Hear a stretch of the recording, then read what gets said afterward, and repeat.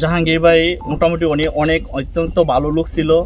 তো উনি আপনি প্রবাসে গেছে মালয়েশিয়া স্টুডেন্ট বিষয়, তো ওইখানে গিয়ে সে আপনার বছর দেড়েক আপনার বাড়ির সাথে যোগাযোগ ছিল, তারপরে সে নিখোঁজ। তো এরকমভাবে নিখোঁজ হয়েছে সে 18 বছর, মানে তার কোনো খুঁজই পাওয়া যায় নাই। তো আমরা ধরে নিয়েছি কি সে মনে হয় মৃত্যুবরণ করছে, নাহলে একটা মানুষ তো 18 বছর নিখোঁজ থাকার কথা না। তো আল্লাহর অসীম রহমতে সে 18 বছর পরে সে পরিবারে যে আবার ফিরে আসতে পারবে সেটা কল্পনার বাইরে। তা আল্লাহর অসীম রহমতে সে পরিবারে ফিরে আইছে।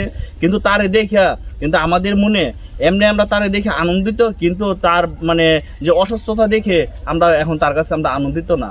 এখন আমরা চাই আমাদের বাংলাদেশ সরকার যে সহযোগিতা করে আপনাদের মাধ্যমে তাকে সহযোগিতা করে তাকে যেন চিকিৎসা করে তাকে যেন সুস্থতা ফিরিয়ে দেয়।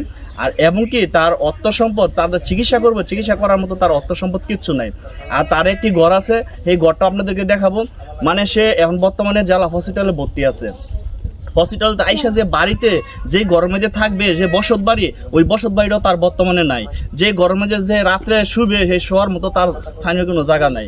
তো আমি চাই আমাদের বাংলাদেশ সরকার এমনকি আপনাদের মাধ্যমে তাকে যত তারা দূরত্ব যে যতটুকু পারেও, এমনকি দেশের বাইরে প্রবাসী যারা আছে তারা যেন তাকে একটু সহযোগিতা করে।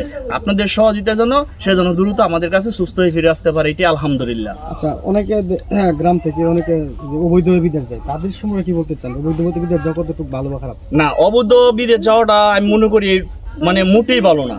কারণ অবৈধ মানে কি বলবো, একটা আসামি বাংলাদেশে তুমি একটা যেখানে একটা আসামি যে পলাতক একটা আসামি যে কথা, আর প্রবাসে অবৈধ থাকাটা একই কথা। তো অনেক তো মানে যে দালালের মাধ্যমে গেছে, দালাল তো বলছে গিয়ে ওখানে কাগজ লাগাই দিব, তখন 3 মাসে স্টুডি বিষয় গেছে।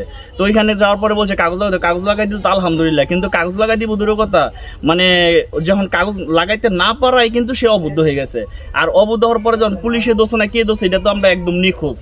তো এই যে 18 বছর পরে যে তারা আমরা ফিরে পামু, এটি আলহামদুলিল্লাহ। আমরা চাই গ্রাম থেকে অবৈধভাবে বিদেশ না যায়।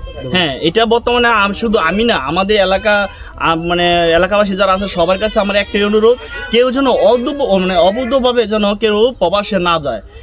জমি জায়গা টাকা পয়সা এত কিছু খরচ করে যে বিদেশ যায়, যেন কেউ যেন অবৈধভাবে প্রবাসে না যায়, এটি আমার সবার কাছে অনুরোধ রইল।